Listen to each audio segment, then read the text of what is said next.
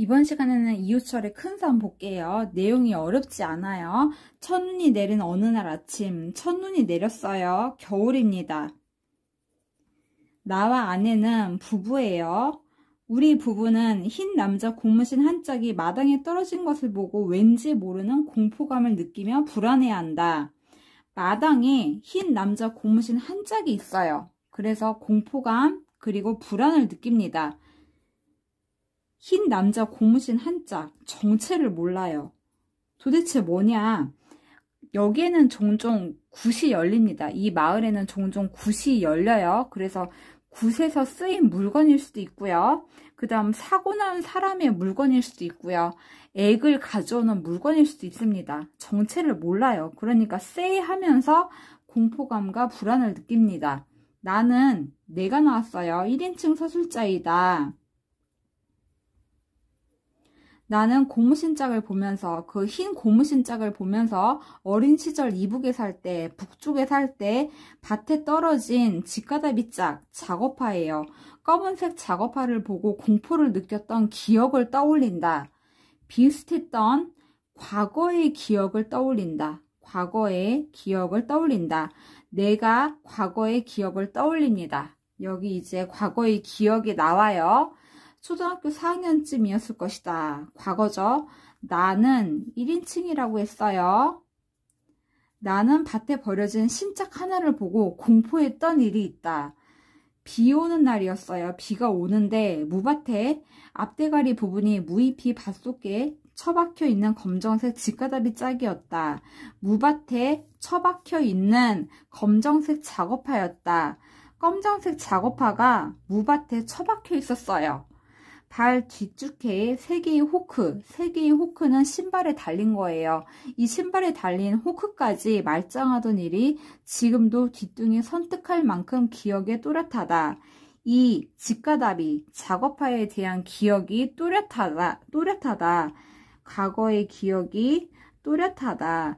바로 태평양 전쟁이 나던 이듬해 인가였는데 그 무렵에 태평양 전쟁 무렵이에요. 태평양 전쟁은 39년에서 45년, 그러니까 일제강점기에 일어났던 전쟁이에요. 일제강점기였다. 이때 전쟁 무렵이었는데 그 직가다비, 작업화는 대유행이었다. 본시 광산 노동자용이었던 모양인데 아닌 게 아니라 그 검정색 생김부터가 광산용으로 꼭 어울려 보였다. 이 작업화는 검정색이었어요. 그래서 생김새가 광산용 작업화로 어울려 보였다. 우리 마을에서 오리쯤 내려가면 철도 공장, 피역 공장이 있었는데 그 공장에 다니면 징용을 면한다 해서 그 공장을 다니면 징용을 면합니다. 태평양 전쟁이라고 했잖아요. 그래서 전쟁에 끌려가는 거, 징용을 면한다 해서 마을 사람들은 너도 나도 그리로 몰렸었고, 그리로는 공장이에요. 공장에 다니면 징용을 면한다 해서 사람들이 공장에 몰린 거예요. 그 직가다비는 작업하는 집집마다 흔했던 것이다. 공장 작업화예요. 공장 작업화는 집집마다 흔했던 것이다. 그때 그 무밭에 직가다비 짝이 무밭에 처박힌 직가다비 짝, 직가다비 그러니까 작업화가 그토록까지 무서웠던 것은 대체 무슨 까닭이었을까? 무서웠던 이유를 생각합니다. 이유를 생각한다. 왜 무서웠을까? 그 직가다비가 지닌 평범하고도 단순한 용처, 평범하고도 단순한 용처는 사용처, 공장이죠. 공장을 떠나서 생판 엉뚱하게도 무밭에 처박혀 있어서 그 직가다비, 작업화로서의 노선 혹은 룰에서 벗어져 나온 점이 공포감으로 작용했던 것일까? 일단 그렇게 생각해 볼 수는 있다. 그러나 단순히 그 이유뿐일까? 단순히 그 이유였다면 그냥 그 정도로 처결에 치울 수가 있었을 것이다. 단순하게 이유를 생각해 봅니다. 단순한 이유는 뭐냐? 생판 엉뚱하게도 무밭에 처박혀 있더라. 그래서 공포감이 느껴졌다. 단순한 이유는 이것이다. 그 무렵 모든 신의 바닥 고무는, 모든 신발의 바닥 고무는 고무 성분이 덜 들어갔어요. 고무가 덜 들어가서 녹진녹진하지가 못하였으니까 질기지 못했다. 질기지 못했으니까 그러니까 신발의 질이 좋지 못했어요. 신발이 튼튼하지 못했다. 그러니까 어쩌다가 바닥에 중둥이가 중간이 뚝 부러져서 더 이상 못 신게 되어서 훌쩍 무밭에 버렸을 것이다. 마침 지나가던 길가에 무밭이 있어요. 그러니까 무밭에다가 훌쩍 버렸을 것이다. 생각 없이 버렸을 것이다. 한 짝은 무밭 한가운데로 버리고 한 짝은 가장자리께로 버렸을 것이다. 그러니까 정리해보면 길을 가다가 신발이 끊어졌어요. 바닥이 망가졌어요. 마침 무밭이 보여요. 그래서 무밭에다 무심결에 던진 것이다. 이 작업화에 대해서는 분명히 이러했을 것이다. 공포감이고 뭐고 느껴질 건덕지라고는 없다. 공포감을 느낄 건덕지라고는 없다. 근거가 없다. 공포감의 근거가 없다. 아, 지금이야 생각이 난다. 그날은 가을비가 내렸었다. 비가 내렸어요. 무슨 까닭인지 나는 저녁에 혼자 비를 맞으며 돌아오고 있었다. 나는 혼자였습니다. 지금 아무리 머릿속을 짜내어도 무슨 이유로 그때 그렇게 혼자만 늦게 돌아오게 되었는지 생각이 나지 않는다. 그러나 다만 확실한 사실은 학교에서 혼자 나올 때 나 혼자였다고 했죠. 혼자 나올 때 이미 나는 큰 산이 안 보일 것이라는 예상으로 쓸쓸해 있던 것이다. 나는 예상을 했습니다. 큰 산이 안 보일 것이다. 비가 와서 큰 산이 안 보일 것이라고 예상했다. 그래서 쓸쓸했다. 이 작품에서 큰 산이 의미하는 것은 근원적 가치입니다. 근원적 가치. 큰 산은 커요. 그래서 큰 산은 공동체를 아우르는 근원적 가치를 의미합니다. 근원적 가치다. 나는 큰 산을 볼 수 없다는 예상으로 쓸쓸해 있던 것이다. 내가 큰 산을 좋아했나 봐요. 이 정도로 패연하게 많이 비가 쏟아지는 날은 을에 큰 산은 구름에 가뿐 가려진다. 큰 산이 가려진다. 가려서 안 보인다. 안 보인다. 여기를 봐볼게요. 큰 산이 가려진다. 안 보인다는 거죠. 이거는 근원적 가치가 부재하는 현실, 현대사회, 이거를 상징합니다. 큰 산이 가려진다, 큰 산이 안 보인다. 이거는 근원적 가치가 부재하는 현실, 현대사회를 상징적으로 보여줘요. 여기까지가 이제 과거의 기억이고요. 과거의 기억에는 뭐가 나왔냐? 작업화가 나왔어요. 검은색 작업화. 그게 뭐라고 했냐면 직가답이라고 했습니다. 직가답이. 이걸 보고 공포를 느꼈었다. 이런 얘기를 하고요. 그 다음 중략이 나오고 이제 현재로 돌아옵니다. 현재. 어마 저게 뭐유? 헛간 쪽에 블록단 밑을 꾸부정하게 들여다보았다.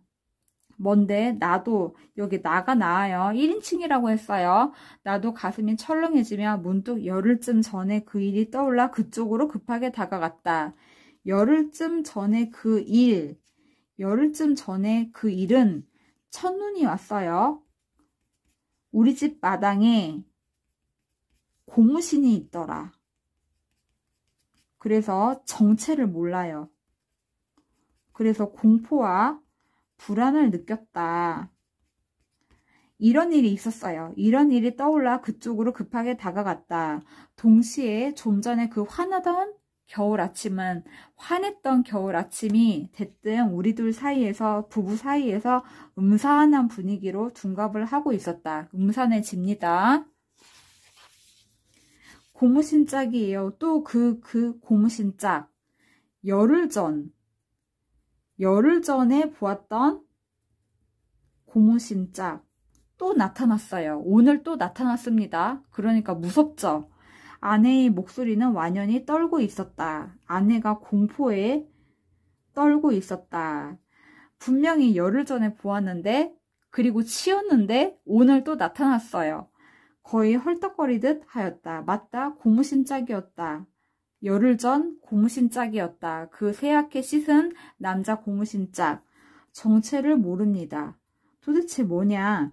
이 마을에서는 종종 굿을 했습니다. 그래서 굿에서 사용하던 물건일 수도 있고요. 사고 난 사람의 신발일 수도 있고요. 액을 가져오는 물건일 수도 있습니다. 뭔지 모르니까 무서워요. 나는 마치 머릿속에 저 아득한 맨 끝머리에 쩡스런 깊고 빈 들판이 있다가 그것이 또 확 열려오는 듯한 공포 속으로 휘어감겼다. 내가 공포를 느낍니다. 안에도 까맣게 질린 얼굴이다. 공포에 질린 얼굴이다. 공포를 느낍니다. 대체 어떻게 된 셈이지? 돌아다니고 있어요. 고무신이 돌아다니고 있어요. 저게 연병 돌듯이 고무신이 돌아다니고 있어요. 아내는 빠른 인물림으로 흥분했어요. 이렇게 헐떡거리며 짓거렸다. 나는 남편이에요. 나는 그 아내를 금방 신 내리는 무당 쳐다보는 듯이 을씨년스러운 느낌 섞어 쳐다보았다. 돌아다니다니 대체 무슨 소리야? 신발이 돌아다니다니 대체 무슨 소리야? 이 집에서 저 집으로 저 집에서 이 집으로 신발이 돌아다니고 있어요. 그때 그 고무신 짝은 분명히 쓰레기통에 버렸지 않아? 그러니까 열흘 전에 첫눈이 내리고요.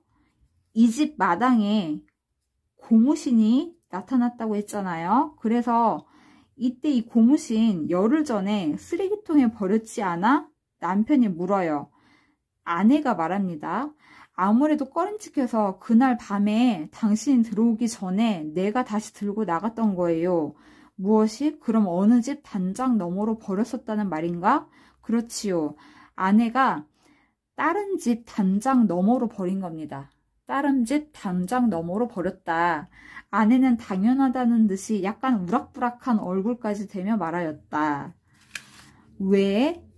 이 말은 뭐냐? 왜 쓰레기로 처리하지 않고 담장 너머로 버렸냐? 담장 너머로 버렸냐? 묻고 있는 거예요. 왜 쓰레기로 안 버리고 담장 너머로 버렸냐? 아내가 말합니다. 왜라뇨? 당신 그걸 지금 나한테 따져 묻는 거예요? 던지긴 어느 집으로 던졌어? 몰라요. 어느 집으로 던졌는지 모른다고 합니다. 보니까 왜 담장 너머로 버렸냐? 이거의 이유를 생각을 해볼게요. 이 신발을요, 이 고무신, 이거를 우리 집에서 쓰레기로 처리해요. 쓰레기로 처리하면 우리 집이 액을 받을 것 같아요. 불운을 받을 것 같아요. 그래서 찝찝하니까 다른 집 담장 너머로 버립니다. 액을 넘겨주는 거예요. 불운을 넘겨준다, 이런 뜻이에요. 우리 집에서 그냥 처리해버리면 찝찝해요. 그러니까 담장 너머로 버려서 다른 집이 처리해라, 다른 집이 액을 받아라, 이런 뜻이에요. 그러니까 이렇게 된 모양이다. 새벽 일찍 뜰 한가운데에 그 고무신 짝이 떨어진 것을 본 그 어느 집의 부부들도 쩡한 느낌에, 쎄한 느낌에 휘어감기며 간밤내 근처에서 들리던 굿하는 꽹과리 소리 같은 것을 떠올리며 공포감에 사로잡혔을 것이다. 그 고무신 짝을 보고 다른 부부도 역시 마찬가지로 쎄한 느낌에 공포감에 사로잡혔을 것이다. 다른 부부도 마찬가지예요. 그래서 별로 복잡하게 궁리할 것도 없이 낮이든가 밤에 이웃집 아무 집에건 담장 너머로 그 고무신 짝을 훌쩍 던졌을 것이다. 내가 갖고 있기는 깨름칙하고 내가 처리하기에도 깨름칙해요. 그러니까 그냥 다른 집 담장 너머로 던지는 거다. 남편 모르게 아내가, 아니면 아내 모르게 남편이 던진다. 다른 집 담장 너머로 던진다. 그렇게 액은 고무신을 액이라고 생각합니다. 불길하다고 생각해요. 불길하게 생각해요. 그렇게 액은 이웃집으로 올마 보내고 제 집은 일단 마음을 놓았을 것이다. 그러자 담장 안에 웬 고무신 짝 하나가 떨어진 것을 본 그 집에서도 그렇게 제 집으로 들어온 액, 고무신을 멀리는 못 쫓고 그날 낮이면 낮, 밤이면 밤에 근처 이웃집으로 또 던져버렸을 것이다. 계속 던지고 담장 너머로 던지고 그렇게 하고 있어요. 그 이웃집에서는 다시 이웃집으로 던집니다. 또 그 이웃집으로 던집니다. 순이네 집에서 영이네 집으로 던지고, 영이네 집에서 웅이네 집으로 던지고, 웅이네 집에서 건이네 집으로 던집니다. 이런 식이었을 것이다. 이런 식으로 자기네 집에서 처리하지 않아요. 그냥 다른 집으로 보낸다. 그 찝찝한 거를 다른 집으로 보내버린다. 이기적인 태도예요. 이기적인 태도. 나만 아니면 된다. 그냥 다른 사람한테 주자. 나만 피하면 된다. 이기적인 모습이에요. 모두 현대적인 교육을 받은 터여서 자존심들은 있었을 것이다. 모두가 합리적인 사람 대우는 대우대로 받고 싶었을 것이다. 그러나 대우는 대우고 겪는 것은 겪는 것이다. 모두 이 동네 사람들은요, 현대적인 교육을 받았어요. 지식이 있고요. 교양이 있습니다. 그리고 합리적인 사고도 합니다. 합리적인 사고를 할 수 있는 사람이에요. 근데 막상 이런 일을 겪어서는 이렇게 대응을 합니다. 비합리적으로 대응을 하더라. 그들은 서로 상처 한 군데 입음이 없이 그 고무신짝만 이웃집 단장 너머로 던지면 되었던 것이다. 그냥 고무신이 나오면, 우리 집에 오면 그냥 다른 집으로 던지면 되었던 것이다. 그렇게 해서 액을 피한다. 액을 다른 집으로 넘겨준다. 이기적인 모습이에요. 이렇게 합리적으로 생각하면서 합리적으로 웃음도 나왔지만 아내는 당장은 웃을 경황이 아니었다. 왜? 지금 우리 집 마당에 고무신이 있죠. 우리 집 마당에 고무신이 있다. 그래서 아내는 웃을 경향이 아니었다. 두 번째로까지 극성맞게 들어온 이놈의 고무신짝. 첫 번째는 첫눈이 오는 열흘 전이었어요. 그리고 두 번째는 오늘입니다. 이렇게 두 번째로까지 극성맞게 들어온 이놈의 고무신짝을 대체 어쩌란 말인가. 이 액은 고무신을 액이라고 생각합니다. 불길하게 생각해요. 이 불길한 것을 우리 부부끼리만 감당할 자신이 우리는 이미 없었다. 그래서 어떻게 하냐? 결국 또 다른 집으로 던집니다. 담장 너머로 던집니다. 그래서 우리만 피해가면 된다, 이런 생각이에요. 다른 집이 어쩌고 저쩌고는 상관없어요. 우리 집만 피하면 된다. 이기적인 모습을 보이고 있습니다.